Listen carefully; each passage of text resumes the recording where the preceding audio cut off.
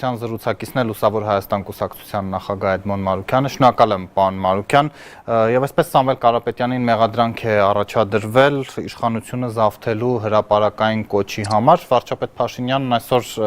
մեկնաբանեց, որ Կարապետյանի երեկվա հայտարարությունը իրենց ձևերով գործընթացին միջամտելու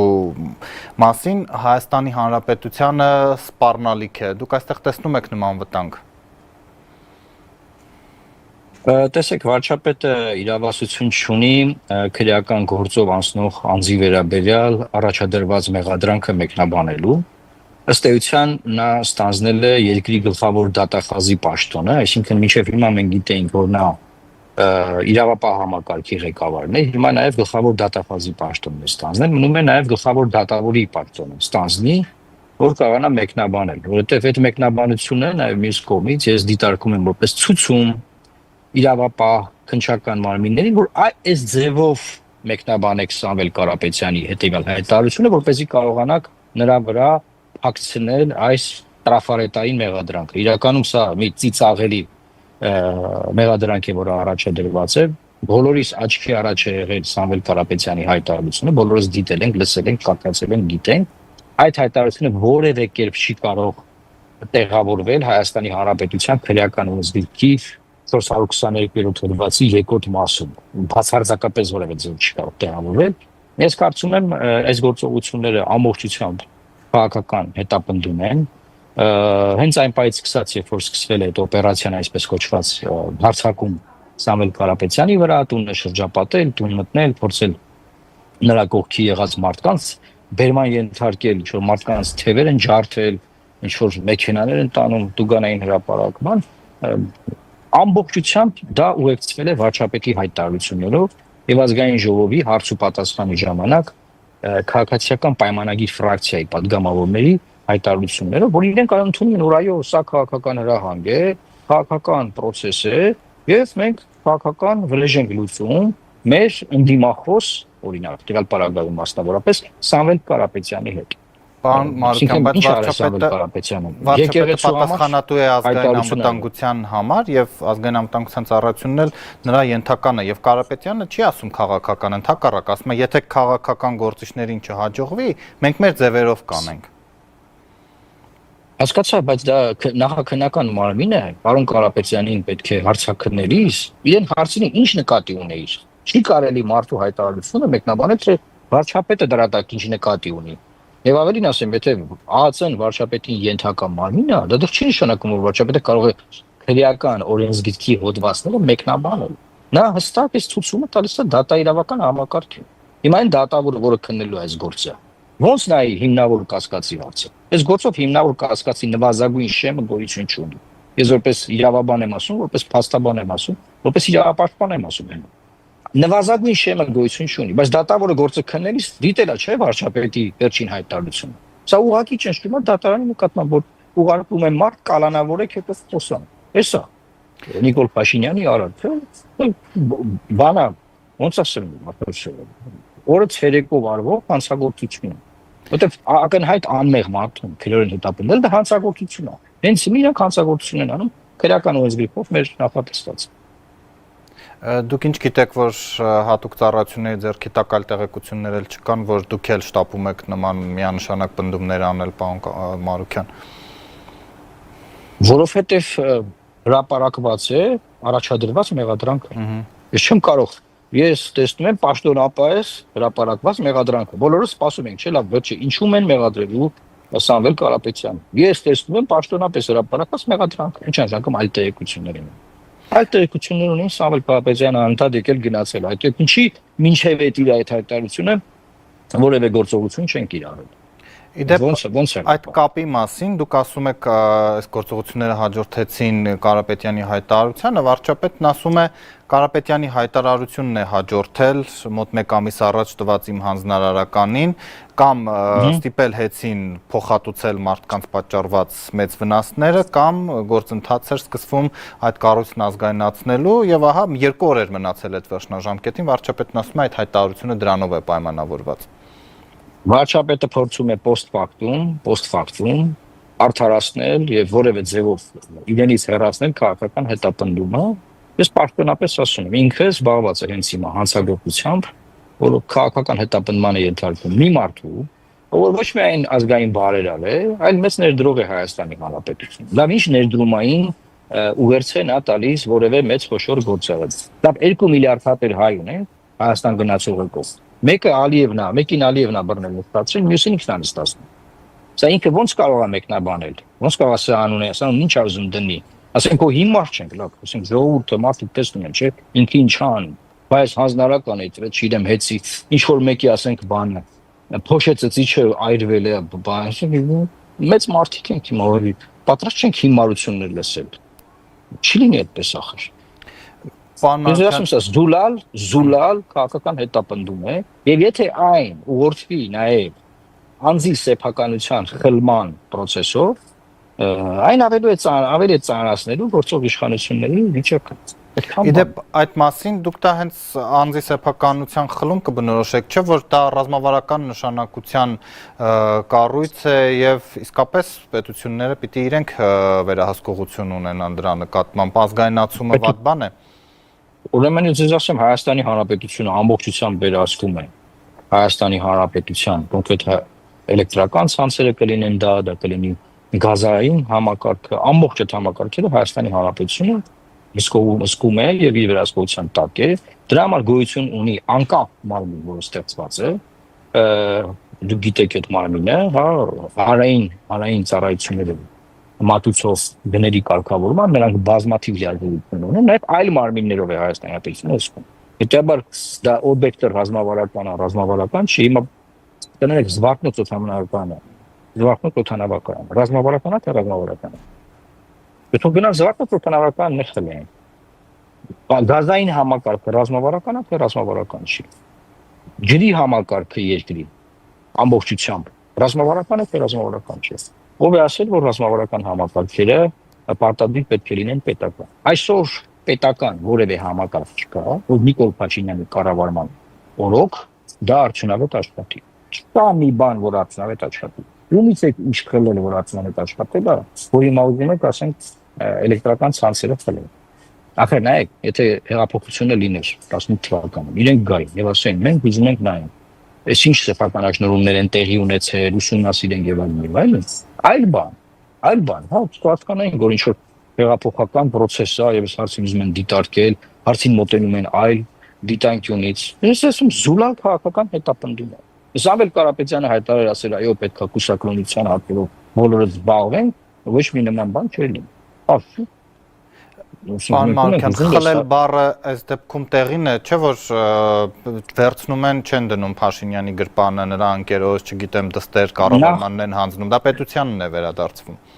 Նախ դեռ չեն վերցրել ոչ դրա մասին խոսենք, բայց այն process-ը ինչի մասին ենք խոսում, դա խլելու մասին process-ը։ Հիմա կներեք, որ մի հատ հյուրանոց վերցրեցին, ում տվեցին այդ հյուրանոցը։ Պետությանն են հանձնում։ Ինչ են ընդհանրապես իրանք պետությանը հանձնել։ Կամ ինչ են հասկանում պետություն ասելով իրար։ Հիմա եթե վարչապետը իր աշխատակազմի բյուջեից ֆինանսավորում է ինքն իր քարոզարշավը։ Ինքն իր քարոզարշավը ֆինանսավորում է իր աշխատակազմի բյուջեից։ Պետությունը դա է, ինքը այդպես հասկանում պետություն։ Իսկ պետությունը սարքենք մեր հորաստունը, ու ասենք պետության ենք վերադարձնում։ Ինքը ունի նման ռազմավարական օբյեկտներ կառավարելու մասնագետներ։ Ինքը ընդհանրապես ինչ մասնագետներ ունի։ Ինչ կարա կառավարի, որ այդպես բան եմ ասում։ Բոլորը սա տեսնենք այս 7 տարի ընթացքում, թե ներսից, թե դրսից, թե հիմա ես կարծում եմ, որ բավականին վաղ է խոսել էլեկտրական ցանցերի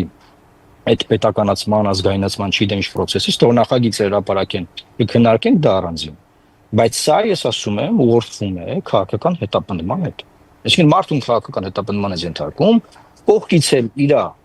սեփականությունը փակ բաժնետիրական օպերացիա է։ Այնտեղ այլ սեփականատերեր կան, ես տեղյակ չեմ։ Միգուցեր։ Փորձում ես խլել այդ սեփականությունը։ Մենք գիտենք, որ սահմանադրական ֆունդամենտալ իրավունք է, չէ՞, սեփականության իրավունք։ Ոնց կարող ենք սեփականության իրավունքին նման ձևով վերաբերվել։ Պարոն Մանուկյան, դուք չեք տեսնում Ռուսաստանի հետ քծեռագիրը այս պատմության մեջ Հայաստանում իշխանափոխություն անելու համար։ Ես չեմ կարող իշխանության ամեն լկտի արարք, ամեն քաղաքական հետապնդում, որոշ մարդկանց նման արդարացնել Ռուսաստանի կամ չգիտեմ ում հետքերով։ Բացարձակապես չեմ տեսնում։ Բացարձակապես չեմ տեսնում, որտեղ չկան մանիք։ Մարիա Զախարովայից սկսած մինչև ռուս պրոպագանդիստներ, պաշտպանությունը հայտարարությունները դրա վկայություն չեն։ Այդ Հայաստանի որ քաղաքացիները հետապնդվում են դրսում, Հայաստանից հայտարարություններ չեն լինի, որտեղ Հայաստանը իր քաղաքացիներին չի պաշտպանում։ Սամվել Կարապետյանը մենք գիտենք, որ նաև ՌԴ քաղաքացի է։ Իրենց քաղաքացու վերաբերյալ հարց են տվել, հարցին արձագանքել են։ Ինչ անեն, ասեն մեր քաղաքացին չի։ Ինչ նշանակում Մարիա Զախարովան բան ասել։ Հիմա որ ՀՀ քաղաքացի մեկին դիտեղ, հիմա ես հենց հիմա Վրաստանի Հանրապետությունն եմ, որ ես խնդիր ունենամ, մեր ԱԳՆ խոսնակը չի արձագանքելու։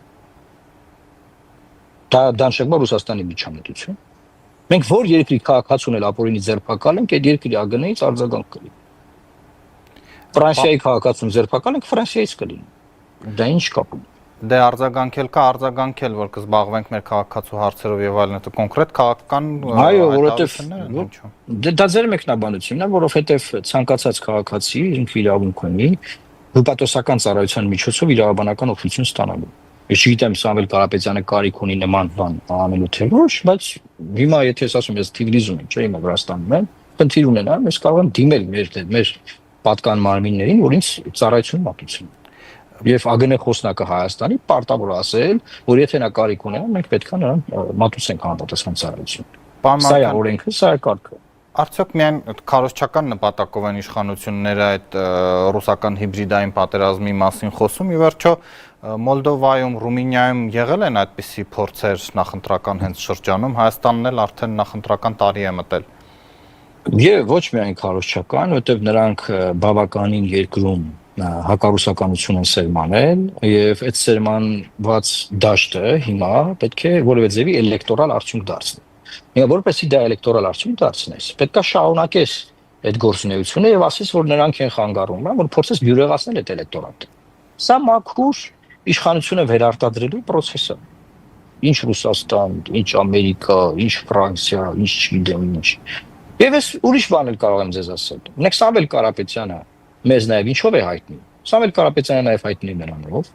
որ Իլհամ Ալիևը 44-օրյա պատերազմի ժամանակ հայտարարություն է արել, որ Հայաստան զենք է մտնում պատերազմի ժամանակ, եւ որ այդ զենքը ուղարկում են եւ տվել է նաև Սամվել Կարապետյանի անունը։ Իթիվս այլ հայ գործարանների։ Լուրը կա, կարող եք դուք ինքներդ Google անել եւ գտնել կամ ձեզ ուղարկել Իլհամ Ալիևի հարցազրույցից։ Եվ պարզա չէ, որ Ալիևը պրոբլեմ ունի Հայաստանի ցարակելական սուբյեկտի հետ։ Պետք է քանդել եկեղեցին, ոչնչացնել։ Պրոբլեմ ունի հայկական ցանկացած լոբիստական կառույցի հետ։ Հայ ցանկացած ազդեցիկ մարդու հետ։ Հիմա սա ես ոնց չկասկածեմ, որ Ալիևի այն նախկին հայտարարության կարող է նախապայման կա բանավոր, կարող է ասել են, որ այդ հարցը լուծեք, այդ մարդուն է բռնեք, այդանից հետո կկնքենք խաղաղության պայմանագիրը, այսպես կոչված, հա։ Ոնց չկասկածեմ, կարող եք ինձ ասել։ Այ դա կասկածում եք, բայց չեք կասկածում, որ Ռուսաստանը եկեղեցու օլիգարխիայի միջոցով փորձում է այստեղ իշխանափոխություն անել, ինչու։ Որովհետև ես գիտեմ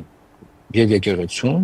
եւ եկեղեցու ծառայողներին, ժամանակին ես ինքս փորձել եմ Վեհապար Հայրապետին եւ Փաշինյանին բանանել, համոզել, որ նրանք իրենց հակասությունները մի կողմ դնեն եւ սկսեն համագործակցել։ Ես անգիտ գիտեմ այդ ներսից։ Ես ես ասում եմ, ես հեքիաթ եմ պատմում։ Ստախոս մարդիկ են ամեն օր սուտ են խոցում, պատմում են, որ մի օր ավել այդ կառավարական դաչաներում ապրեն, մի օր ավել ախրանիկներով բանգան, մի օր ավել, ասենք, բանով, Մերսեդեսով մանգան։ Էսա։ Եվ իրենք իրենց քարոզարշավը ֆինանսավորեն Հայաստանի Հանրապետության հարկատուների հաշվին։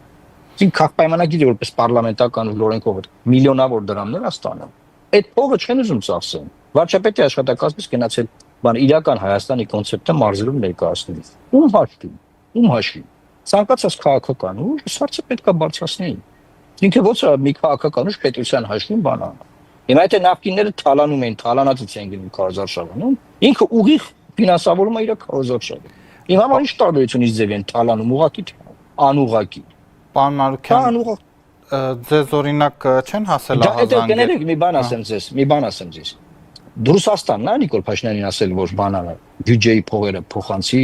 քարոզարշավը արա։ Ռուսաստանն է ասել անի։ Ինչ կա ասում եք Ռուսաստանը։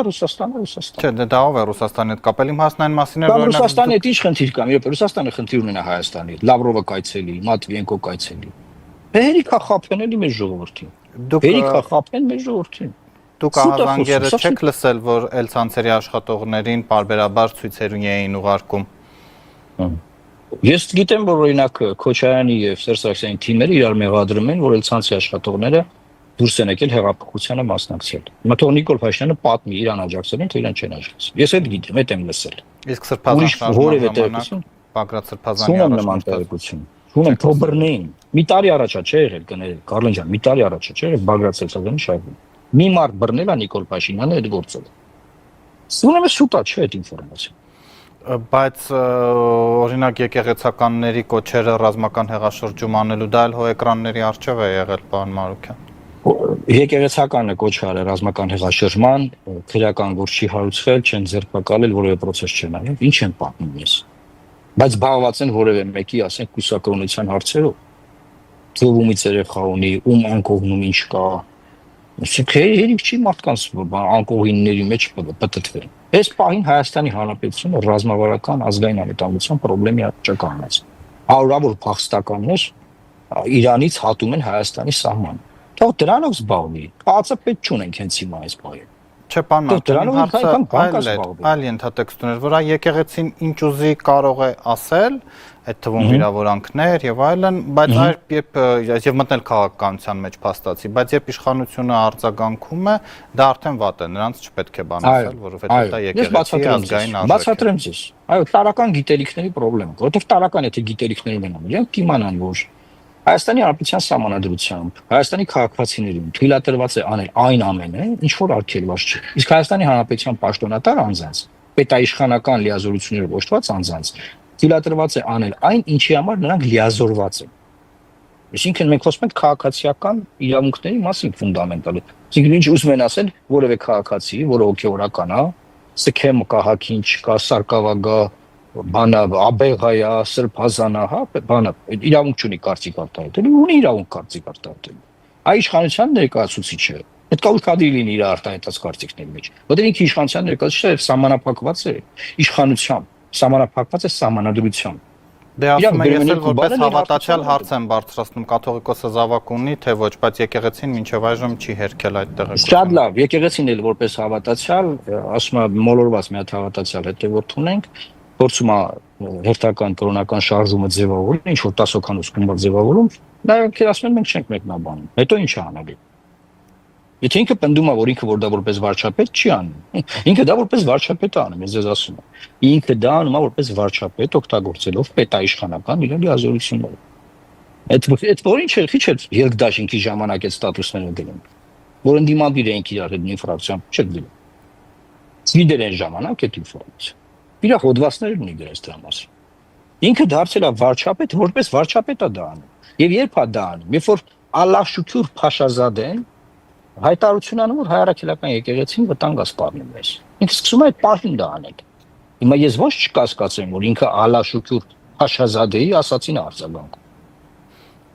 Իդեպ ժամանակին ձեր փորձերը հաշտեցնելու եկեղեցին եւ իշխանությունը ինչու չհաջողեցին։ Երկու կողմերն ունեին սկզբունքային տարաձայնություններ, բայց ավելի շատ Նիկոլ Փաշինյանի դիրքորոշումներ ավելի ավելի կոշտ, քան եկեղեցին ավելի պատրաստ էր ռեստարտանելու, այսպես ասեմ, հա հարաբերությունները, քան Նիկոլ Փաշինյանը, եւ դա դուք տեսել եք նաեւ եկեղեցու կողմից այն բոլոր հրավերներին, որ ուղարկվում է վարչապետ։ Ինչ էր ասում Փաշինյանը, պարոն Մարուկյան, ինչ այդ կոշտի կոչումը։ Որևէ ինչ որ հատուկ բան չկա, դա չէր ցանկանում, այդքան բան։ Որ ցանկանալ առանց ինձ էլ կարող էին, էլի ասենք, գնալ շփվել եւ այլն։ Այնպես չէր որ ես պետք է միջնորդի անպայման։ Զուտ ուզում եմ ասեմ, որպես հավատացյալ, մա տեսել եմ փորձել։ Կրկին շնորհակալ եմ եւ հիշեցնեմ, որ մենք զրուցում ենք Լուսավոր Հայաստան կուսակցության ղեկավար Էդմոն Մարուկյանի հետ։